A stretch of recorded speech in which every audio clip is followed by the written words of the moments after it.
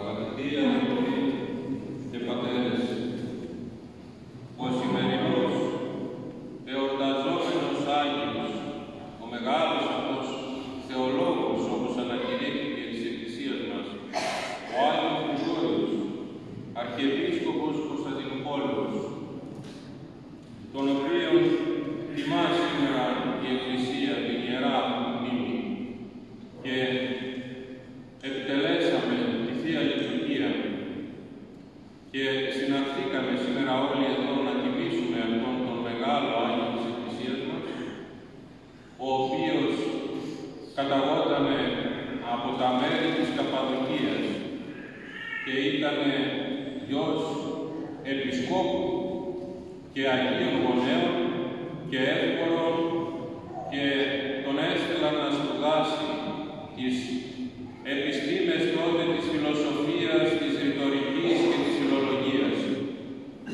Επιστρέφοντας όμως ο Άγιος, ενώ ο πατέρας του ως επίσκοπος ήθελε να τον χειροτονήσει πρεσβύτερο και να αναλάβει καθήκοντα μέσα στην Εκκλησία του Χριστού ως κληρικός, ο Άγιος όμως, επειδή είχε θεία επιθυμία, είχε έντονο τον πόθο της ενώσεως με τον Χριστό, ήθελε να καταφύγει εις έρημον τόπον, εις ησυχαστήριον, όπου μαζί εκεί με τον συνασκητή του τότε, τον Μέγα Βασίλειο μετέπειτα, να ασκητεύσει και να αφιερωθεί τελεία αφιέρωση στον Θεό. Όμως η Εκκλησία τότε περνούσε μεγάλους πειρασμούς και δοκιμασίες, καθότι η αίρεση τότε του Αρείου είχε αρχίσει σχεδόν να επικρατεί στη βασιλεύουσα πόλη.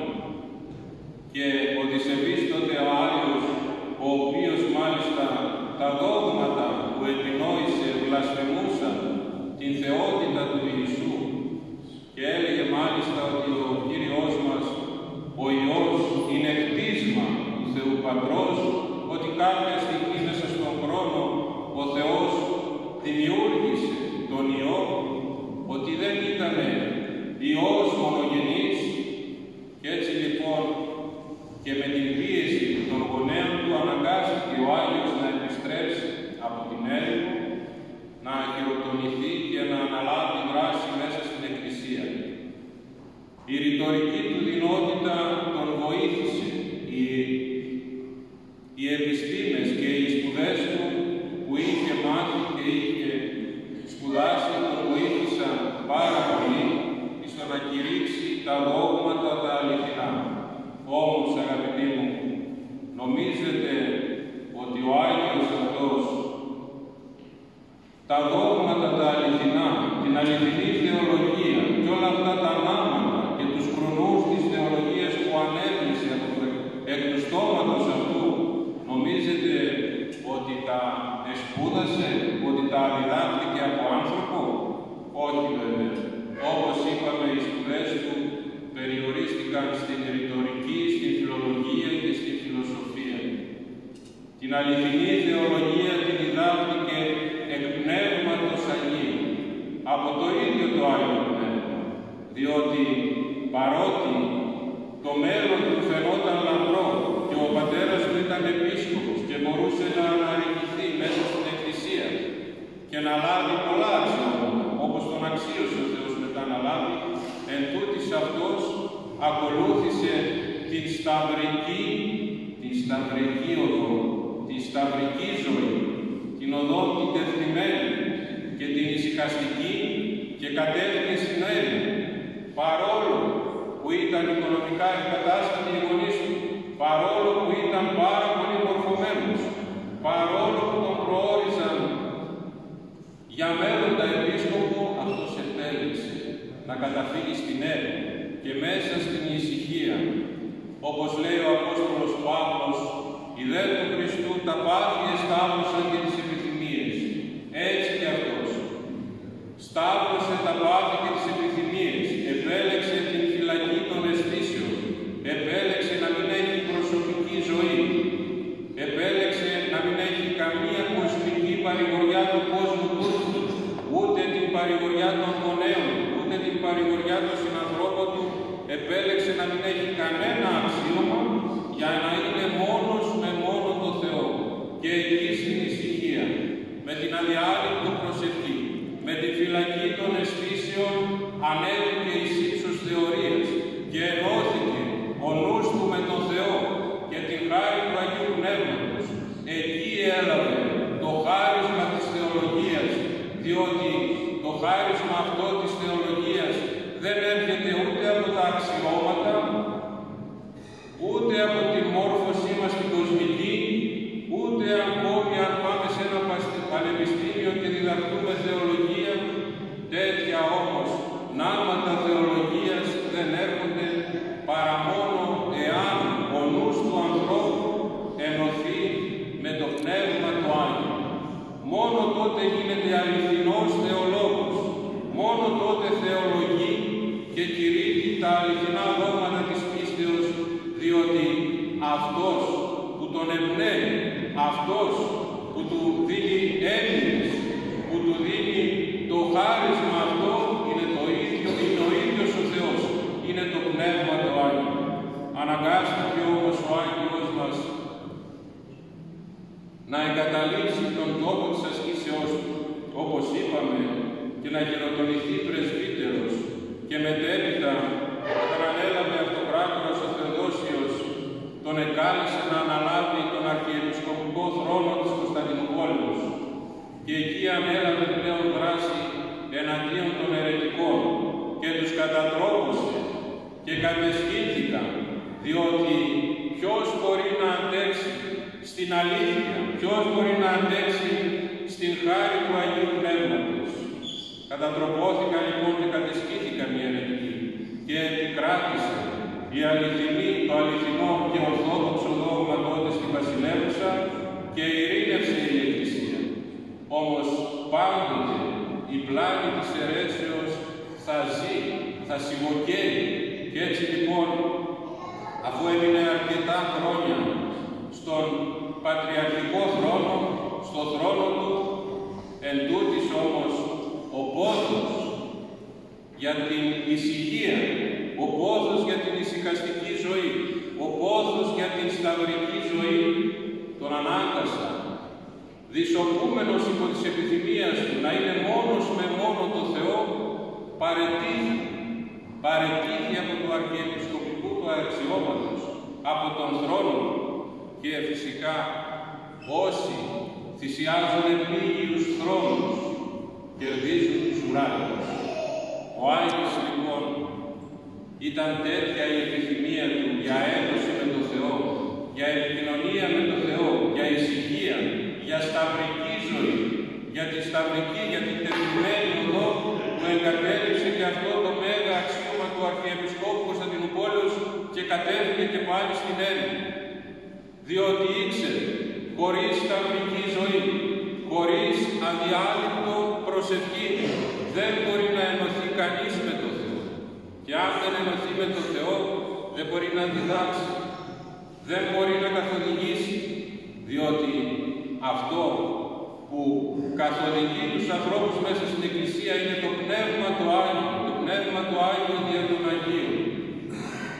Έτσι λοιπόν, αυτό που μας διδάσκει σήμερα, η σημερινή εορτή αυτού του Αγίου, είναι ότι όσα αξιώματα κι αν έχουν, είτε είναι κανείς πατριάρχης, είτε μητροπολίτης, αρχιεπίσκοπος, πρωθυπουργός, πρόεδρος, διομήταμος, εργάτης ή τσαγκάρης απλός, αυτό που ενώνει με τον Θεό είναι η θεοποιός προσευχή και η σταυρική ζωή. Διότι διαφορετικά αυτά τα δύο, εάν κρατήσουμε σήμερα από τη ζωή αυτού του Αγίου, και εμείς θα φτάσουμε σε μεγάλα μέτρα αρετής και τελειότητος, σε μέτρα πνευματικά, και αν δεν καταφέρουμε να φτάσουμε στην τελειότητα, εν τούτης όμως θα αναρριχηθούμε πνευματικά, θα έχουμε περισσότερη χάρη του Αγίου Πνεύματος, εάν αναβούμε και εμείς αυτή τη διπλή κλίμακα της σταυρικής ζωής, με την άσκηση της θεοποιού προσευχής και πολυκαιρής αυτή η άσκηση και αυτός ο τρόπος της ζωής, τότε να είστε σίγουροι ότι και στη δική μας ψυχή θα λάμψει το φως του Αγίου Πνεύματος, διότι αυτά δεν είναι λόγια μόνο των Αγίων ή των Παπάδων, αλλά είναι λόγια του ίδιου του Κυρίου μας. Ως τη στέλνω πίσω μου ελπίδη, απαρνησάς το εαυτό και αράτω το σταυρόν αυτού και ακολουθεί τον. Στενή και τεθλιμμένη οδός που οδηγεί στη ζωή. Λοιπόν, εάν ο χριστιανός δεν μιμηθεί τον Κύριό μας και δεν σηκώσει και αυτός υπομονετικά τον σταυρό και δεν συσταυρωθεί με τον Κύριό μας, ούτε και θα συναναστηθεί. Εάν ο χριστιανός καταγίνεται με κάθε λογής έργο σε αυτή τη ζωή, αλλά όχι με την θεοποιώ προσευχή, με αυτή την άσκηση, με αυτή την αρετή, η οποία ενώνει το νου του ανθρώπου με τον Θεό, τότε δυστυχώς θα μείνει στάσιμος. Τότε δυστυχώς δεν θα εκπληρώσει τις εντολές του Κυρίου μας. Διότι αν είναι δυνατόν, ο Κύριος μας, ο Θεός, που έλαβε την ανθρώπινη φύση, να έχει σηκώσει το δικό του σταυρό, να έχει σταυρωθεί και εμείς να αρνούμαστε, να ζήσουμε σταυρικά, να σηκώσουμε κι εμείς ένα μικρό σταυρό, να μιμηθούμε τον Κύριό μας. Διότι, αγαπητοί μου, εάν ήθελε ο Κύριος μας να κατέβει από το σταυρό, νομίζετε δεν μπορούσε? Μπορούσε. Θεός ήταν και μπορούσε να κατέβει από το σταυρό. Αλλά αν κατέβαινε ο Κύριος μας από το σταυρό, σήμερα εμείς δεν θα είχαμε καμία σωτηρία. Δεν θα είχαμε ούτε καν ελπίδα σωτηρίας. Θα είχαμε μείνει τεθανατωμένοι. Θα ζούσαμε τον αιώνιο θάνατο από αυτή τη ζωή. Έτσι λοιπόν, ο Κύριος μας όμως πρώτος σήκωσε το δικό του σταυρό και μας έδειξε αυτή την οδό της σταυρική. Και εμείς λοιπόν πρέπει να ζούμε σταυρικά. Και τι σημαίνει σταυρική ζωή? Θα σας πω ένα παράδειγμα από τη δική μου ζωή για να καταλάβετε. Όταν ήμουν ακόμη νέο καλοκαίρι στη Μονή του Οσίου Γρηγορίου στο Άγιο Όρος, στην αρχή ο Θεός, ξέρετε, σε έναν μοναχό δίνει πολύ χάρη, δίνει πολύ δύναμη και αισθάνεται ότι δεν πατάει στη γη, ότι όλα τα κάνει με τις δικές του δυνάμεις. Όμως γρήγορα ο Θεός κρύβει την χάρη του από αυτό, δεν την παίρνει, την κρύβει, για να αγωνιστεί και αυτός με τις δικές του δυνάμεις, για να αποδείξει και αυτός ότι όντως ποθεί και επιθυμεί την ένωση με τον Θεό. Έτσι λοιπόν, όταν κρύφτηκε η χάρη του Αγίου Πνεύματος από μένα, η οποία ήταν δώρο σε μένα, επειδή προσήλθα στο μοναστήρι να γίνω μοναχός, άρχισα λοιπόν να έχω 1000 μύριους πειρασμούς. Αισθανόμουν ότι όλοι τα βάζουν μαζί μου, ότι ο γέροντας δεν αναπαύεται μαζί μου, ότι οι αδελφοί δεν αναπαύεται μαζί μου. Εγώ μάλλον με όλους. Είχα συνέχεια εκνευρισμό. Δεν μπορούσα να ξυπνήσω το πρωί να πάω στην ακολουθία, δεν μπορούσα να προσευχηθώ, δεν μπορούσα να κάνω τίποτα. Αδιέξοδο από εδώ, αδιέξοδο από εκεί, αδιέξοδο παντού. Γιατί ο άνθρωπος χωρίς τη δύναμη του Θεού δεν μπορεί να κάνει τίποτα. Όμως πρέπει αυτός να παλέψει με αυτές τις δυναμικές δυνάμεις που έχει. Έτσι λοιπόν, αναγκάστηκα να πάω να ζητήσω συμβουλή από κάποιον γέροντα και κατέφυγα στην έρημο του Αγίου Όρους. Βρήκα εκεί έναν γέροντα και τον παρεκάλεσα και του είπα: «Γέροντα, ξέρεις, έχω αυτά τα προβλήματα. Τι να κάνω?» Και γυρίζει και μου λέει: «Εσύ πάτε», μου λέει, «αυτά που μου λες είναι σαν να μην πιστεύεις στο Θεό». Πώς γίνεται, λέω, γέροντα, να πιστεύω στο Θεό? Κι όμως μου λέει, θα σου το αποδείξω. Λέω: «Για πες». Μου λέει: «Εσένα ποιος σου έδωσε τη δύναμη, νέον άνθρωπο, να έρθεις εδώ στο Άγιο Όρος και σε αυτό το μοναστήρι και να γίνεις μοναχός?» Λέω: «Ο Θεός». «Και αφού σου έδωσε ο Θεός τέτοια δύναμη να εγκαταλείψεις τον κόσμο, γονείς, φίλους, αδελφούς και όλα αυτά τα κοσμικά και τις χαρές του κόσμου και να έρθεις εδώ να κρυστείς στους 4 τύπους, τώρα νομίζεις ότι ο Θεός δεν προνοεί για σένα?» Μάλλον, λέω, προνοεί. Και αφού προνοεί ο Θεός για σένα, δεν πρέπει να παραχωρήσει τους ανάλογους πειρασμούς, τους ανάλογες θλίψεις για να σε γυμνάσει πνευματικά, για να προκόψεις πνευματικά, να αφήσεις πίσω σου το παλαιό άνθρωπο, τα πάθη σου, τις αδυναμίες σου, να δυναμώσεις πνευματικά, να σηκώσεις και εσύ σταυρό, να προκόψεις, εάν σε αφήσει, σε αδικεί. Μάλλον του λέω έχεις δίκιο. Άρα του λέω τι πρέπει να κάνω. Σε έβαλε πάνω σε ένα σταυρό, δεν θα κατέβεις κάτω. Εσύ αυτό που κάνεις, μου λέει, είναι όταν έχεις πειρασμούς και θλίψεις να βάζεις τη δική σου κτιστή λογική, το δικό σου φτωχό μυαλό και να προσπαθείς να απαλλαγείς από τους πειρασμούς. Πράγμα που δεν γίνεται. Είναι αδύνατο, μου λέει, να κλείσεις την άπειρη σοφία του Θεού μέσα στη δική σου κτιστή λογική, μέσα στο ανθρώπινο δικό σου φτωχό μυαλό. Είναι βλασφημία και ακόμη να το πιστεύεις και ακόμη να το επιχειρείς και ακόμη να το πράττεις, βλασφημείς τον Θεό. Γιατί η άπειρη σοφία του Θεού δεν μπορεί να μετρηθεί με το δικό μας νου. Ο δικός μας νους είναι κτιστός πάνω από το μηδέν, κάτω από το άπειρο. Η άπτιστη σοφία του Θεού είναι εκτός χρόνου και μέσα στον χρόνο και είναι άπειρη, είναι ακατανόητη. Του λέω δίκιο έχεις. Άρα του λέω, όταν ο Θεός σε βάζει πάνω σε ένα σταυρό, θα κάθεσαι εκεί και θα κάνεις υπομονή και δεν θα κατεβαίνεις από εκεί. Διότι και ο Κύριος μας αν κατέβαινε, εμείς σήμερα δεν θα είχαμε σωτηρία. Έτσι λοιπόν θα κάνεις υπομονή και τι άλλο, προσευχή. Προσευχή με ένταση, προσευχή με πάθος, προσευχή που να συμμετέχει και η καρδιά και η ψυχή και ο νους. Και τότε όταν επέρθει το καλό, η ωφέλεια, όπως ένας αθλητής όταν γυμνάζεται και το σώμα του αρχίσει και αυξάνει σε μυϊκή δύναμη, έτσι και εσύ όταν αρχίσει και αυξάνει μέσα στην ψυχή σου η πνευματική δύναμη, τότε θα σε κατεβάσει ο ίδιος ο Θεός από αυτόν τον σταυρό, αλλά όχι για να βρεις ανάπαυση. Για να σε βάλει σε άλλο μεγαλύτερο και ούτω καθεξής. Άρα μου λέει, η πνευματική ζωή δεν είναι τίποτε άλλο παρά σταυρός και θάνατος. Σταυρώνουμε τον εγωισμό μας, σταυρώνουμε τον παλαιό άνθρωπο, σταυρώνουμε τα πάθη, τις επιθυμίες, μέχρι να γεννηθεί και να μορφωθεί μέσα μας ο ίδιος ο Χριστός. Διότι όταν πει ο Χριστός ότι και εμείς σταυρώνουμε τον εγωισμό, τα πάθη, τις αδυναμίες μας και τις επιθυμίες μας για να κερδίσουμε ποιον, αυτόν τον ίδιο τον Θεό και την Βασιλεία Του, τότε όχι μόνο μας βοηθάει, όχι μόνο μας δίνει δύναμη, αλλά η προσευχή ρέει από μέσα μας χωρίς εμείς να το αντιλαμβανόμαστε, χωρίς να μπορούμε να τη σταματήσουμε.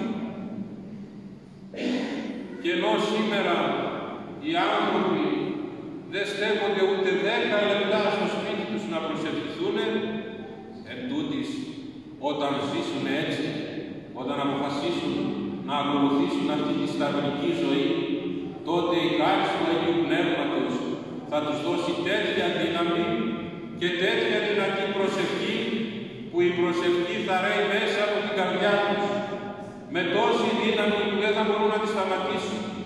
Και όχι μόνο αυτό, δεν θα είναι μόνο καλό για τον εαυτό τους, αλλά για όλο το πλήρωμα της Εκκλησίας. Όταν αγιάζεται ένα μέλος του σώματος της Εκκλησίας, αγιάζεται όλο το πλήρωμα της Εκκλησίας. Και όταν προσεύχεται ένας άνθρωπος, με αυτή την προσευχή ο Θεός ελεεί όλον τον κόσμο και την οικογένειά του και την πατρίδα του, αλλά και όλον τον κόσμο. Διότι όσο υπάρχουν ακόμη άνθρωποι που προσεύχονται, ο Θεός σκεπάζει και τους υπόλοιπους. Εάν σταματήσει η προσευχή στον κόσμο, τότε δυστυχώς δεν θα υπάρχει λόγος να υπάρχει αυτός ο κόσμος. Όταν σταματήσουμε να εξητούμε την ένωσή μας με τον Θεό, τότε πρέπει να έρθει και το τέλος αυτού του κόσμου. Δεν υπάρχει νόημα να υπάρχει αυτός ο κόσμος μόνο για να συντηρείται η αμαρτία, ο θάνατος και η παράβαση του νόμου του Θεού. Γι' αυτό λοιπόν, αγαπητοί μου, αυτά που μας δίδαξε σήμερα ο Άγιος Γρηγόριος με την ίδια του τη ζωή είναι ότι ακόμα κι αν έχουμε αξιώματα, ακόμα κι αν είμαστε οικονομικά ευκατάστατοι, ακόμα κι αν έχουμε ένα λαμπρό μέλλον για μια λαμπρή καριέρα στη ζωή αυτή, στην οποία όμως από αυτή τη ζωή δεν μπορούμε να πάρουμε τίποτε στην επόμενη, εν τούτης και τότε πρέπει ο χριστιανός δεν αλλάζει ο τρόπος της ασκήσεως, δεν αλλάζουν οι εντολές του Χριστού, είναι οι ίδιες. Ώστις θέλει ο πίσω μου ευθύνη, απαρνησάς το εαυτό σου και αράβει το σταυρό του εαυτού και ακολουθείτε το. Πρέπει δηλαδή να ζήσουμε σταυρική ζωή, πρέπει δηλαδή να σηκώσουμε και να υπομείνουμε πειρασμό και θλίψεις έως θανάτου, διότι και ο Κύριος μας έως θανάτου μας αγάπησε. Το ίδιο και εμείς πρέπει να υπομείνουμε με τέτοια δύναμη και τέτοια αποφασιστικότητα πειρασμούς και θλίψεις δια την κάθαρση της ψυχής μας, εάν χρειαστεί και έως θανάτου. Αυτή είναι η ζωή του χριστιανού. Και όποιος δεν ζει αυτή τη ζωή και ο τρόπος της ζωής του δεν είναι σταυρικός και δεν προσεύχεται με την θεοποιό προσευχή, είναι η μόνη αρετή που ενώνει τον νου του ανθρώπου με τον Θεό. Καμία άλλη αρετή. Σε συνδυασμό λοιπόν ο σταυρός και ο θάνατος με την θεοποιό προσευχή ο άνθρωπος αγιάζεται. Θέλει όμως προαίρεση, θέλει πόθο, θέλει θείο έργο, θέλει να προσεύχεται κανείς τον Χριστό με τέτοια ένταση που να κατεβάζει τον ουρανό στη γη, με τέτοια ένταση που η προσευχή του να γίνεται ατομική βόμβα. Κι όντως υπάρχουν άνθρωποι σήμερα που προσεύχονται και εμείς όμως δεν είναι απλά μία παρένεση, εάν θέλετε. Είμαστε υποχρεωμένοι. Είμαστε υποχρεωμένοι να ζούμε με τον τρόπο που έζησε ο Κύριος μας και με τον τρόπο που μας δίδαξαν οι Άγιοι Πατέρες, διότι και εμείς έχουμε ευθύνη και πρέπει, όπως ο σημερινός Άγιος έγινε φως και έλαμψε τους ανθρώπους και έγινε καθοδηγητής, έτσι και εμείς έχουμε υποχρέωση να γίνουμε φως για τους ανθρώπους που ζουν μακρά της Εκκλησίας, αλλά και αυτούς που ζουν στην Εκκλησία και ζουν αμετανόητους. Είναι με το ένα πόδι στην Εκκλησία και με το άλλο πόδι στον κόσμο. Ούτω λαμψάτο το φως έπροσθεν των ανθρώπων, είπε ο Κύριος μας. Όπως είδωσε τα καλά έργα ημών και δοξάσωσε τον Πατέρα των εν της ουρανής. Αυτή είναι λοιπόν η ζωή μας. Το να μπαίνουμε στην Εκκλησία και να κάνουμε το σταυρό μας είναι εύκολο. Το να ζούμε όμως σταυρικά είναι το δύσκολο αλλά και το ζητούμενο. Εύχομαι λοιπόν η χάρη του Αγίου να μας οδηγήσει όλους και να μας καθοδηγήσει και να μας δώσει τη χάρη και τη δύναμη και εμείς να ζήσουμε όπως ο Άγιος, όπως οι Άγιοι Πατέρες και όπως έγινε. Να είστε πάντοτε